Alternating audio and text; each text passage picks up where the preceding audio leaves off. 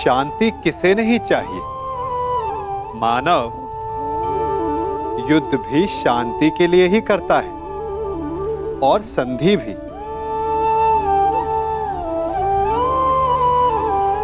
आप में से कुछ कहेंगे कि आगे बढ़ने के लिए सदा संघर्ष ठीक नहीं होता, संधि का मार्ग ठीक है,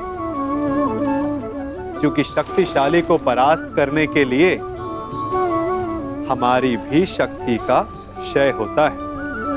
वो शक्ति जिसे हम विकास में लगा सकते हैं, परंतु शक्तिशाली से मित्रता करने से पूर्व क्या ये जान लेना उचित नहीं कि शक्तिशाली का मंतव्य क्या है?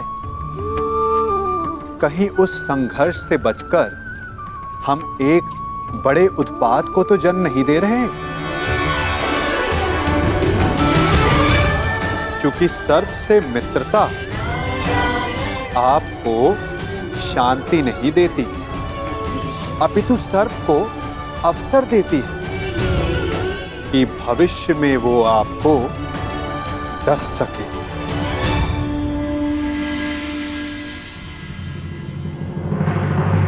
तो ये है हमारी योजना। राजसूया यज्ञ की सफलता के लिए इसी भांति चारों दिशाओं में खांडवप्रस्थ की पताका फहरानी होगी।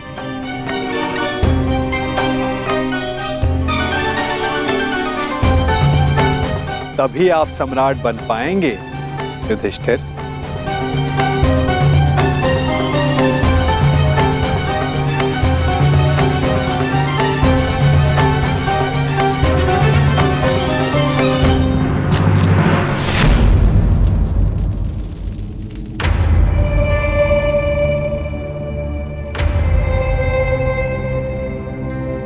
बस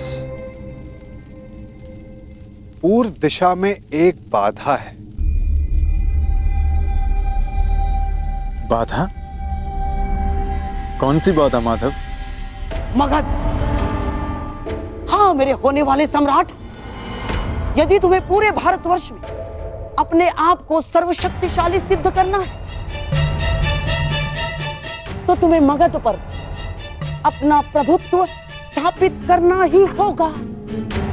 और मगध का अर्थ है जरासंध।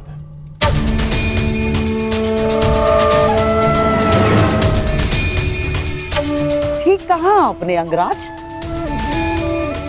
मगध का अर्थ है जरासंध, आपका भूतपूर्व मित्र और वर्तमान शत्रु।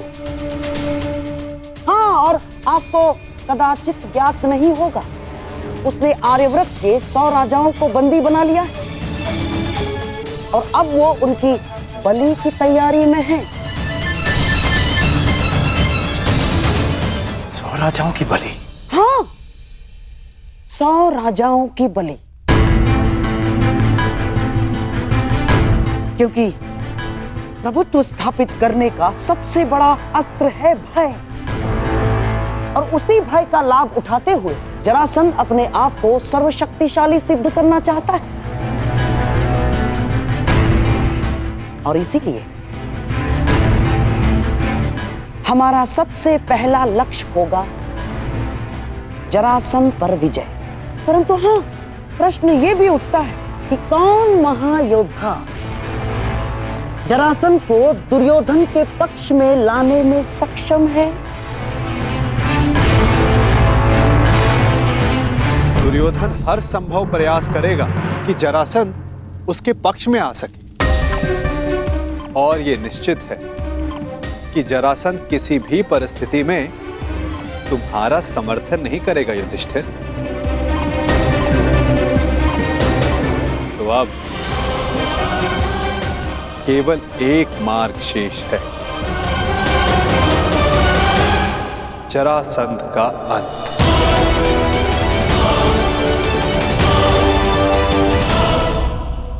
अर्थात आप उसका वध कर देंगे माधव? युधिष्ठिर, यदि जरासंध का वध मेरे हाथों होना होता तो मुझे 18 बार उससे युद्ध करने की आवश्यकता नहीं पड़ती। जरासंध का वध किसी और के हाथों लिखा है।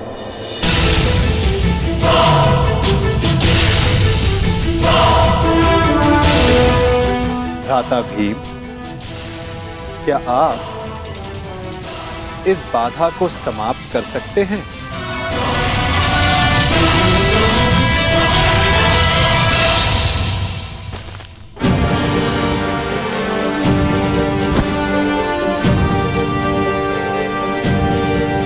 उत्तम।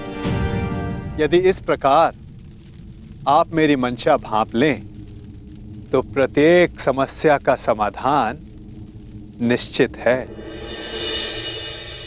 मैं वासुदेव की मंशा जानता हूं। वो किसी भी प्रकार जरासंध पर पांडवों की विजय प्राप्त करने का प्रयास करेंगे, परंतु तुम चिंता मत करना मित्र।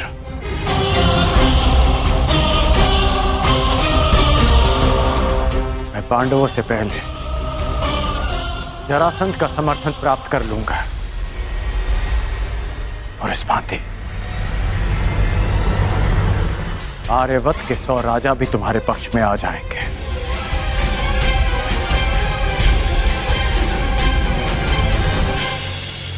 इससे पूर्व कि जरासंध दुर्योधन का समर्थन करे, उसका अंत आवश्यक है।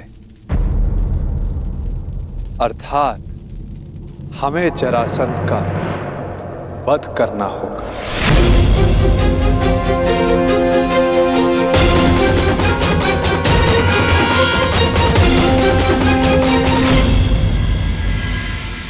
महाराज जरासंध की, महाराज जरासंध की, महाराज जरासंध की, महाराज जरासंध की।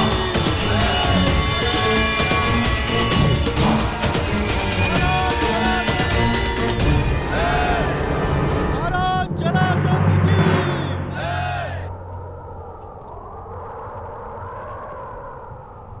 शतराज बलि प्रारंभ हो।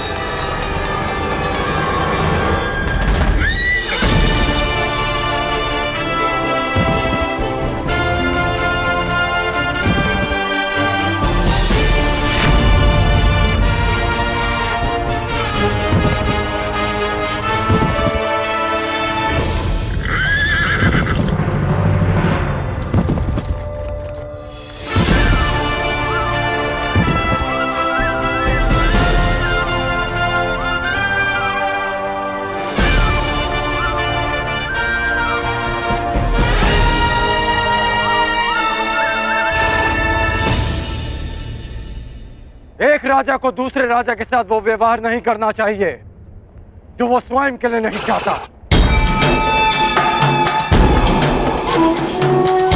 मुझे जब भी तुम्हारी सहायता की आवश्यकता पड़ी, तुम एक बार मेरी सहायता करने अवश्य आओ।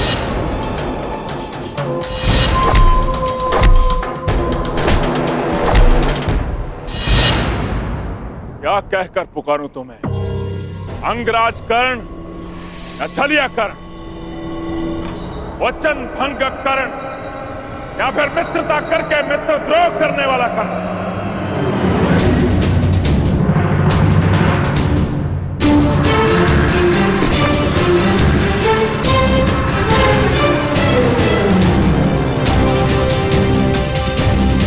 न्याय का योद्धा परशुराम शिष्य राधे कर्ण पुकार सकते हो, जिसे ये बलि रोकनी पड़ी क्योंकि ये आवश्यक था।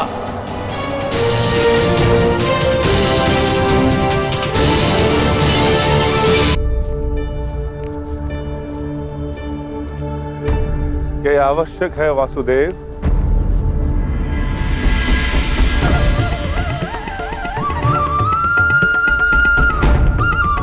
हाँ, हम वहां जरासंध के अंत के लिए जा रहे हैं। अपनी सुरक्षा के लिए वेश बदल कर जाना, क्या यह कायरता नहीं? नहीं भीम, हमने ये वेश उन सैनिकों के प्राणों की रक्षा के लिए धारण किया है जो हमें पहचान कर हम पर आक्रमण करेंगे और अकारण ही बाहुबली भीम के हाथों मारे जाएंगे।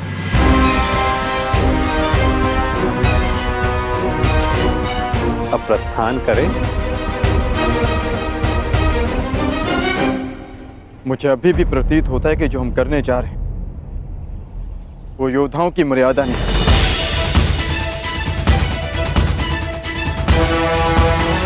आप आज्ञा दीजिए, मैं अपने ही वेश में एक ही क्षण में मगध के द्वार ध्वंस कर दूंगा और जरासंध को भी धराशायी कर दूंगा। तुम्हारा ये आक्रोश और तुम्हारी युद्ध के लिए ये उत्सुकता मुझे किसी और का स्मरण करा रही है अर्जुन।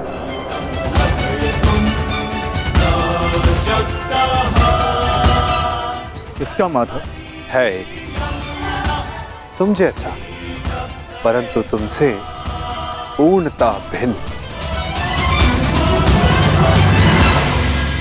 जीवन के कर्म में भी और कर्म के परिणाम में भी।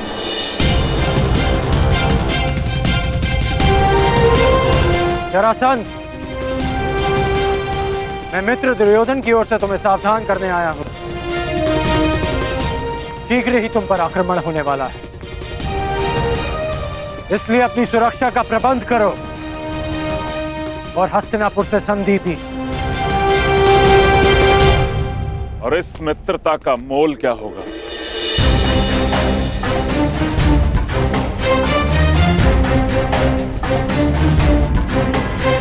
बस इन 100 राजाओं को मुक्त करना होगा।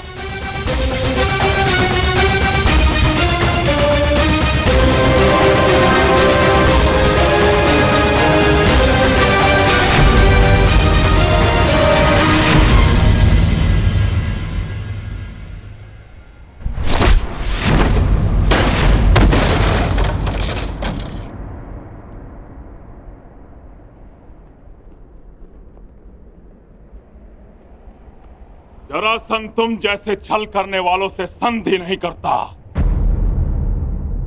उनका अंग विच्छेद करता है।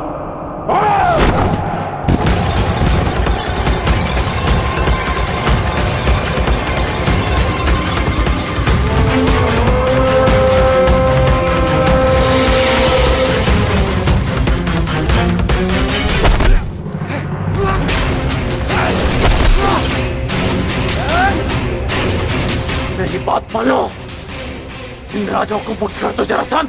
और राजा की नहीं, एक तो एक राजाओं की बलि चढ़ेगी कर्ण।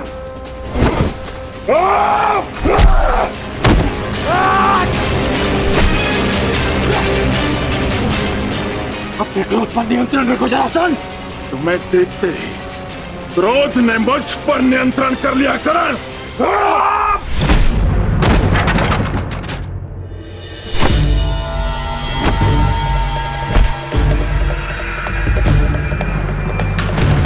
रुक जाओ जरासंध, मैं तुम्हें सावधान कर रहा हूं। रुक तो तुम गए थे कर्ण, सहायता तो तुम मेरी करने आए थे। किंतु हाथ मिला बैठे उस कलिया कृष्ण से।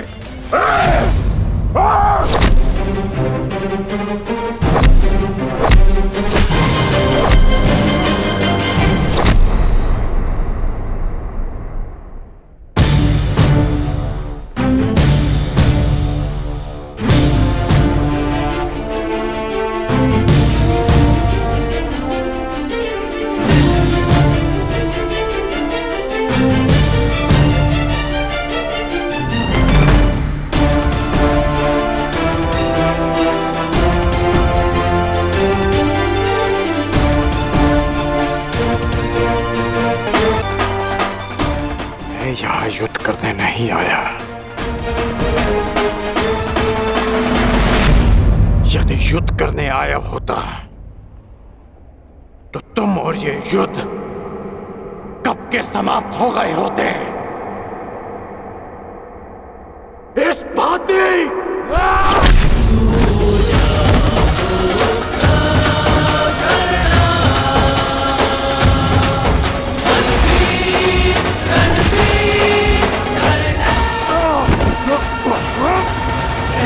मैंने ना वचन भंग किया और ना छल किया।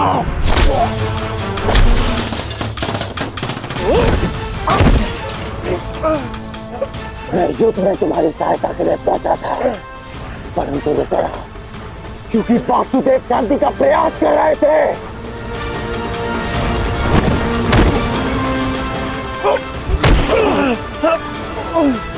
तुमने एक निर्दोष की हत्या की, इसलिए मैंने युद्ध में सम्मिलित न होने का निर्णय लिया।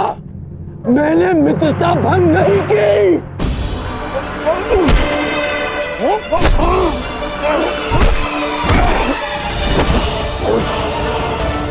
मेरे शत्रु के साथ खड़े रहने वाला मेरा मित्र नहीं।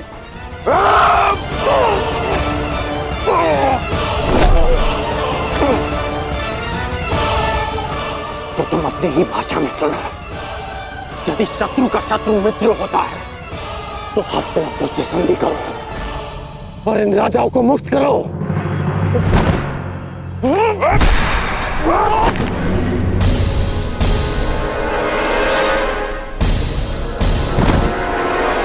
आज तुम वासुदेव के विरुद्ध हो। नहीं, मैं वासुदेव के विरुद्ध नहीं, परंतु अपने मित्र दुर्योधन के साथ हूं, जो वासुदेव के विरुद्ध है। अब मेरी बात ध्यान से सुनो। तुम पे शीघ्र ही आक्रमण होने वाला है, इसलिए हस्तिनापुर से संधि करके दुर्योधन से मित्रता स्वीकार करो। कृष्ण का विरोध करने वाले के लिए 100 राजा क्या, मैं सहस्त्र राजाओं को छोड़ सकता हूं। मुझे तुम्हारी संधि स्वीकार है। अब ये सभी राजा मुक्त हैं।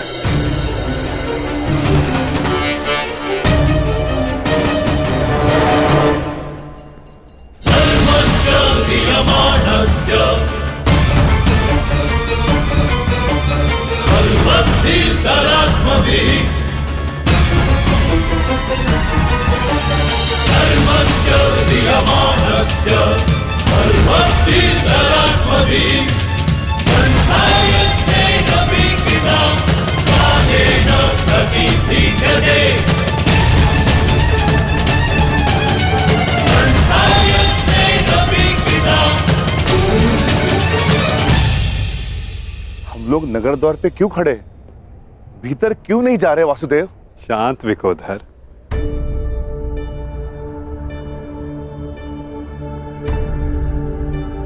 अंदर जाने से पूर्व तनिक मगध नरेश के लिए कुछ भेंट तो ले ले। आओ, उनके लिए चलकर पुष्प ले ले। चलो।